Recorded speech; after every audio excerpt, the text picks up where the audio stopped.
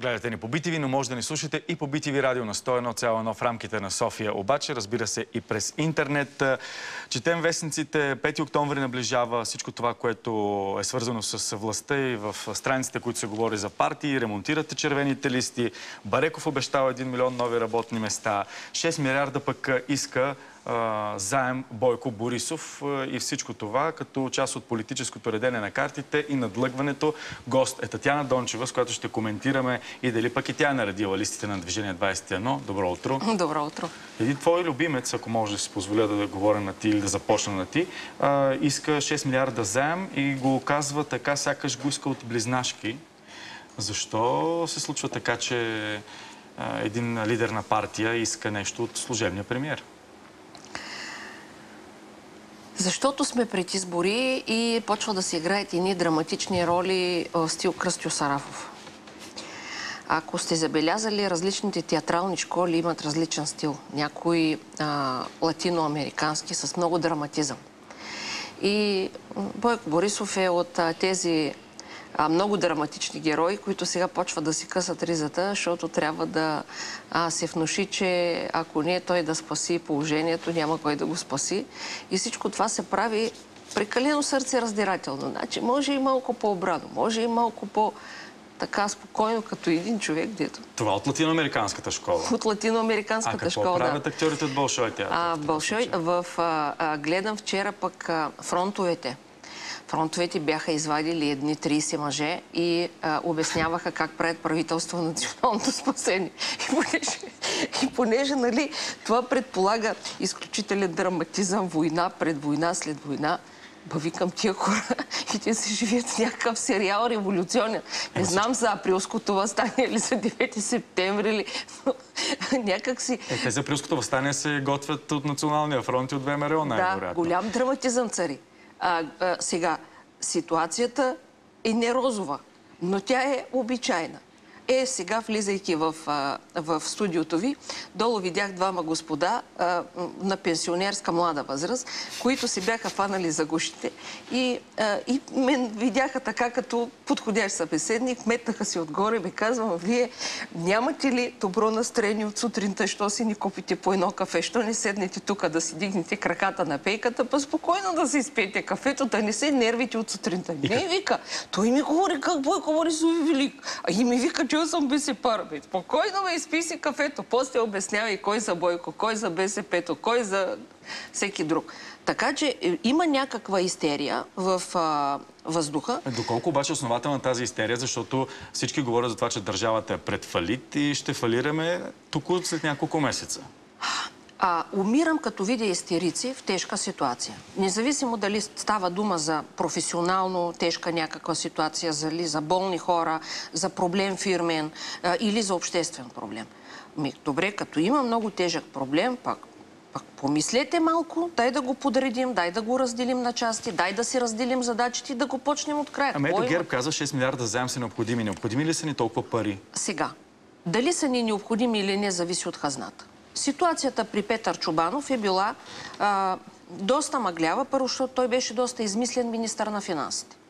Едно момче отлични, което така и не се разбра, влезе ли в час държавните финанси или трябваше Пламен Орешарски да му държи ръката както до тогава. Очевидно има някакъв проблем в държавната администрация на средно и надсредно ниво. Когато хората се затварят, спират да подават адекватна информация както за статистика, така и за началници. Ако началниците са достатъчно глупави, ги допуснат да бъдат заблуждавани, какво е положението.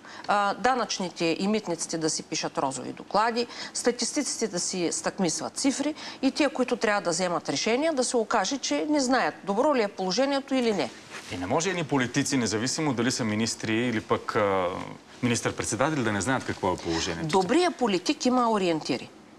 Той има такива места, където като се огледа, разбира, че има някакъв проблем.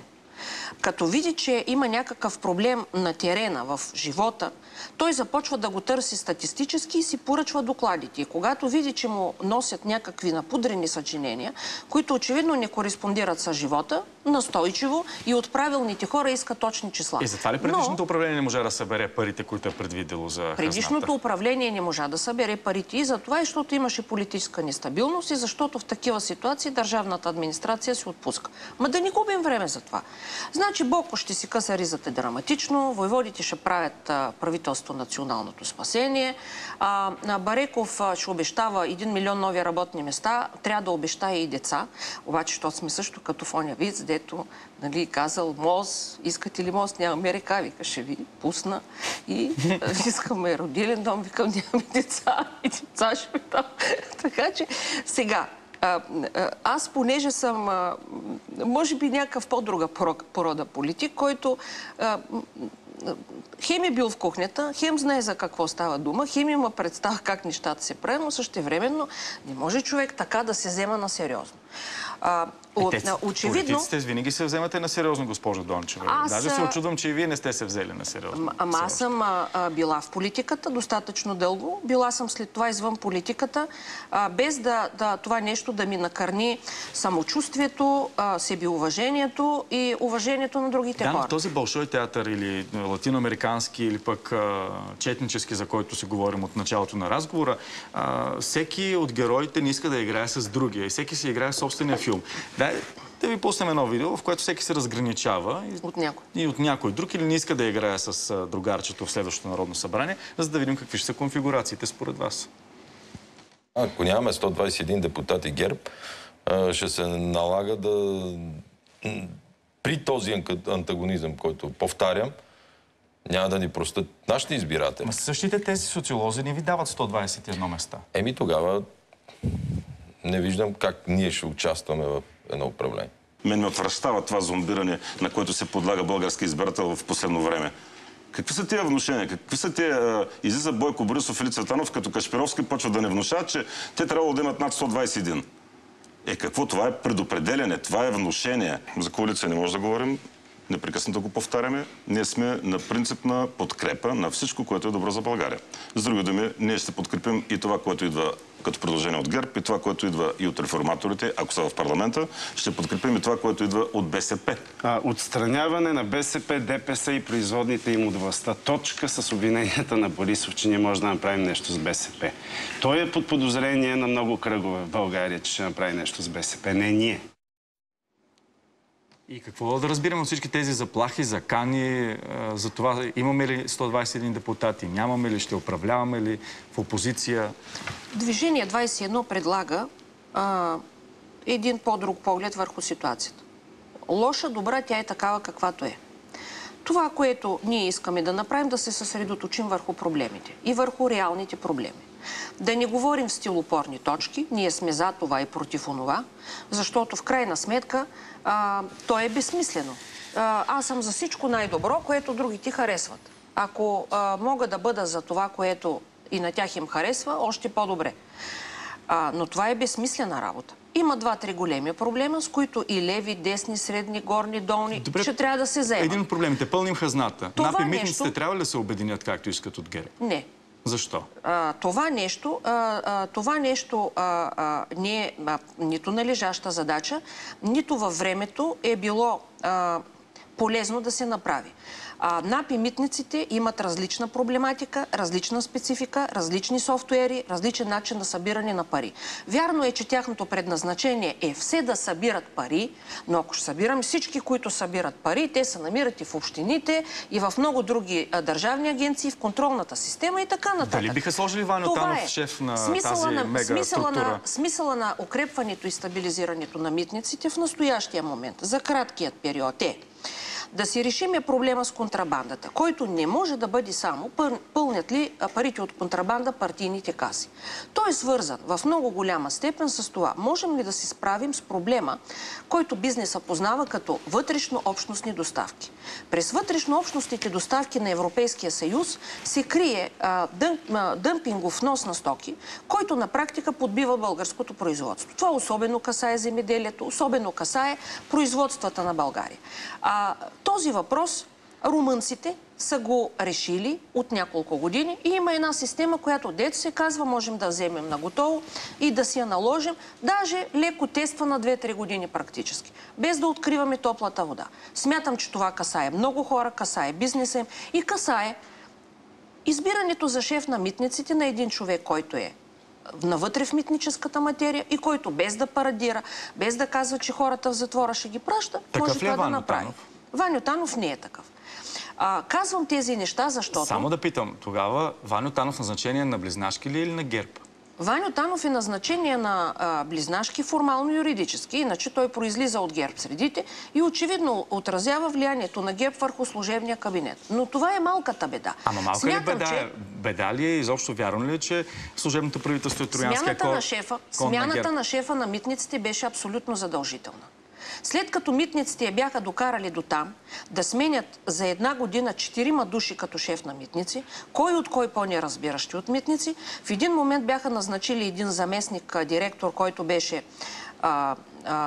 без допуск за класифицирана информация. Част от тях е компрометиране, точно така. А на всичкото отгоре се оказа, че за шеф на мобилните групи е назначен човек с присъда в Германия, който за да не го назначават пряко, понеже му имат присъдата и 5 държавни чиновници държат присъдата, за да си нямат неприятности с правителството, те използваха ситуацията, за да го държат този човек с тази присъда, като някаква странна фигура, отговаряш за мобилни групи, който да решава кой да се удря, кой да не се удря. По същата логика всички се питат Ваньо Танов, не е ли подобно назначение? И дали той е министъра на финансите от старото правителство като кандидат на ДПС. Що? Колко ще има той с ДПС? Очевидно, някакви неща си уреждат. Дългове някакви, плащани за някакви заслуги, политическо признание за тия заслуги, така нататък. И до кога продължаваме така? Аз давам това като пример. Давам това като пример и се връщам на основното. Айде стига с този драматизъм, стига с тия оперети, стига с тия латино сериали. Държавата е в бъркотия, ама тя не е в бъркотия. А служебното правителство оправи ли сега държавата? Тя не е в бъркотия от сега. Тя е в бъркотия от доста време, която става по-голяма. Айде да сложим някакъв ред в бъркотията. Слагането на реда в бъркотията няма да стане, като аз казвам, или ме избирате за мис България, или тук аз няма да играя в тая игра. Или ми давате 121 гласа, или няма да играя. Аз си давам сметка, че Движение 21 сега влиза, че много хора могат да се задават въпроса, ще ви стигнат ли силите да скочите бариерата, кои сте вие, кой вас ще ви подкрепя, че какви пари имате, можете ли да си купите гласове и така нататък. А вие можете ли да си купите гласове, госпожо Дончева? И отговарям ясно и категорично. Движение 21 е направено, за да даде възможност на унази генерация 30-40 годишни хора, които са не свързани с традиционните политически партии, но са професионални хора, гледат си работата, имат желание да опитат, да им даде шанс да влязат и да се обнови цялата политическа генерация. Това да стане по системата на Великото народно събрание и по системата, която използва царя при налагането на НДСВ в ранното НДСВ. В тази работа да бъдат преди всичко млади хора, много по-голям процент жени, много по-голям процент икономисти и юристи и малко хора, които сме били в политиката. Предизборната кампания предстои. И малка част от тях, казвам принципите. Ще имате възможност да кажете всичко това, но ще има ли възможност да се състави нормално правителство при следващия състав на Народното събрание? Ако изобщо може да прогнозираме какъв е състава на Народното събрание. Първо, вие много добре знаете, че и това едногодишно правителство беше крепено преди всичко с желанието на хората, попаднали в парламента, да продължат да бъдат дълго там.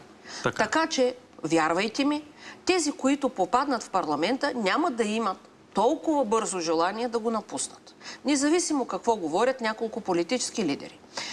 Второ, тези политически лидери също си дават сметка, че не можеш просто така да въртиш изборната мелница, всеки месец да ходиш на избори и да мислиш, че хората всеки път ще залагат на тебе. Това не е рулетка. Днеска, ако са заложили, утре я Камилата, я Камиларя. Кой с кого ще се хване тогава? Трето. Не случайно ви говоря за формация Движение 21. Когато там попаднат субекти, които те не слагат в сметките и попаднат достатъчно добре, матчът може да стане абсолютно друг. Движение 21 може да подкрепи правителство без да влиза в него. Тук в световната политика има разни формули, които в България не са пробвани, защото всеки смята, че като вземе властта, той трябва да я употребява от до. Но тогава вие може да се окажете употребени, ако не влезете в правителство и да не влезете в коалиционни договорки. Ние можем да партнираме с всеки, с изключение на Движението за права и свободи. Аз съм го декларирала това и ви обяснявам защо. И защо всички се разграничават в момента отново от ДПС? И ви обяснявам защо. Защо? По две причини. Първо, Движението за права и свободи прекали с обръчите. Прекали с обръчите и като метастази пусна в целия политически, обществен и икономически живот тези обръчи. Това нещо пречи. Значи не може ние всеки път да се разправим с Евросъюза на кого са дадени парите за водни цикли, що не са дадени на Княжево в София, където няма канализация, или на Манастирски ливади изток, ами се дават в едни турски села, където няма никаква необходимост. Защо министърката на спорта прави ни басейни, които са по 3 метра дълбоки вместо 1,80, да отчитаме колко тухли, бетони и плочки са вложени в повече? Тази работа означава, че Движението за права и свободи трябва да бъде отстранено. Но и на още едно основание. Системата на етническия мир в България, която толерира една формално изградена на етнически признак партия, която си служи с няколко българи и еничари за най-мръсни финансови поръчки, трябва някакси да бъде преустановена.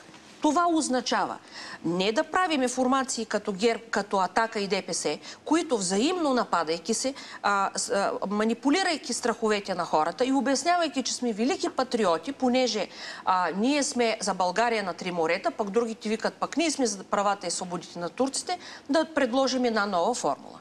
И тази нова формула е проста, не сме измислили ние. Тя да не съвпада с Бойко Борисовата формула. Хора от представители на турски етнос трябва да бъдат представени в българските политически партии не по квоти, не по признаци, а по професионални и лични качества. Ние ще имаме 2 или 3 водачи на листи, които са произхождащи от турския етнос, с смесени бракове, с самите те произлизащи от смесени бракове, женени за българи. Сега, чакайте. И не ви говоря ще. Добре, вие ще имате... Говоря ви буквално за другата седмица. Вие ще се покажете ли сте, ще си разкажете всичко това. Казвам, кажете, защо това е защо необходимо. всички говорят срещу ДПС? Ето сега, вие се включвате в това говорене и смятате, че може би ще спечелите от това, не е ли така? Казвам, защо това е необходимо. Българите трябва да си дадем сметка, че турската интелигенция се притеснява, че ако няма такава партия като ДПС, те ще бъдат изтикани в ъгъла на политическия обществен живот. ДПС и ГЕРБ ще играят ли заедно следващото правителство? Това е нещо. ДПС и ГЕРБ ще играят ли заедно следващото правителство? Стига сте слушали слушалката. Това, което ви говоря, слушалката ми глазат, че трябва да я питам за Цветан Василев. Е супер важно, за да може да направите възможно включването на етнически турци, на етнически арменци. Всички го обещават това нещо. То не е приложимо. Няма как да се случи. Говоря ви за нещо, което ще видите след 3 дни. Добре, и не ви говоря празни приказки. И ГЕРБ обещава, че ще има турци в листите, които да са неизбираеми места. И ви говоря за неща, които са абсолютно необходими, за да можем да минем крачка напред и да се освободим от възможността една формално турска етническа партия, обслужвана от българи и еничари, да бъде това, което е. Добре, говорите за турската партия, за българи и еничари. И за това ви обяснявам, тя ще бъде ли тази партия заедно с ГЕРБ в следващото управление на държавата? Смятам, че ГЕРБ няма никакъв интерес да партнира с ДПС. Те могат... Ние не говорим за интерес, говорим за... Те нямат никакъв нито стратегически, нито тактически интерес да партнират с ДПС. ГЕРБ всячески ще се нуждае от други партньори. Ние можем да бъдем партньори на различни политически сили и без да влизаме в правителството, с правителства на малцинството, при ясни условия. Социолозите не ви дават обаче... Социолозите не ни дават нищо, защото не ни мерят. Защото никой от тях ние сме регистрирани за първи път. Кой какво премери в КТБ? Казахте, че това ще бъде по някакъв начин тест за политическите сили. Колко ще пишете на политическите сили за КТБ? Ние сме за първи път на избори и никой от социолозите, сега мисля, че Алфа Ресърч ще ни премери за първи път. Така че не бързайте с преценката. И царя никой не го мереше преди 6 април. Да не ви говоря, че в Словения последните парламентарни избори миналия месец спечели партията на адвоката Миро Церър, създадена 1 месец преди избори. Обвиняват прокуратурата, не може да не ви питам за корпоративната... продължавам да твърдя, че КТБ ще бъде тест и че ние наистина работим по решението на банката КТБ. И това ще го видите от листите. А прокуратурата издирва ли Цветан Василев, който продължава да изпраща официално свои послания? И това ще го видите както от листите на Движение 21, така и от екипите, които ще работят по въпроса за отваряне на корпоративна банка. Говоря ви за реалности, а не за опорни точки. И по какъв начин ще убедите, че Движение 21, след като така стабилно си промотирате тази ваша формация, няма да е част от задкулисието, госпожо Дончева? Като вкарате млади генерации, като заложите собствената си репутация, ако смятате, че аз съм играч на задкулисието, разбира се, ваше право си е да кажете, няма да ви имам доверие. А какво ще решат играчите на задкулисието за КТБ? Играчите на задкулисието ще решат да бъде затворена КТБ, защото смятам, че те имат интерес да се затворят тайните на КТБ. И за това се злоупотребява с това. Не позволявайте до 100 000... Политици български крият тайни там? Тия, които са имали консултантски договори, вземайки политически позиции, тия, които са имали карти без лимит кредитни, имена имате ли? Които са имали...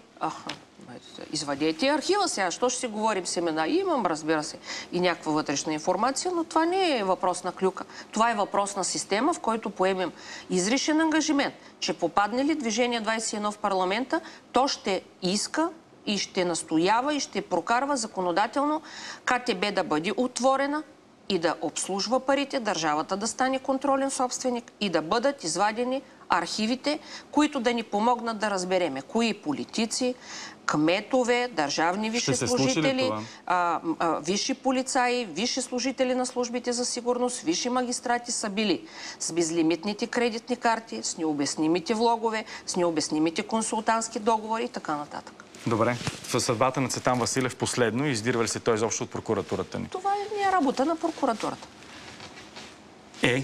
Това е работа на прокуратурата. Ли се издирва? А върши ли си работата прокуратурата? Не мога да знам. Кой знае?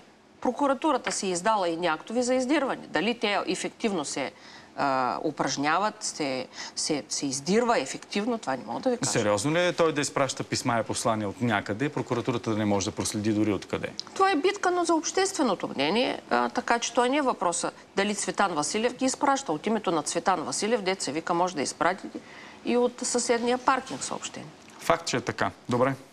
Татяна Дончева за Движение 21, което доста си рекламирахте тази сутрин, но пък и за политическата обстановка в страната, за това какво ще се случи в следващото Народно събрание, какви ще са разпределенията на фирмите, обещаното включване на Ирина Жерева от Банско само след малко, за работниците, които не са си получавали заплатите, реалните проблеми на хората, госпожо Дончева. Не на фирмите, защото казахте на фирмите в следващото Народно събрание. Ами не е ли така? Грешката на езика, ама е вярна ли? Грешката вярна ли, госпожо Дончева? Сигурно, до сегашните е вярно. Добре, благодарим ви.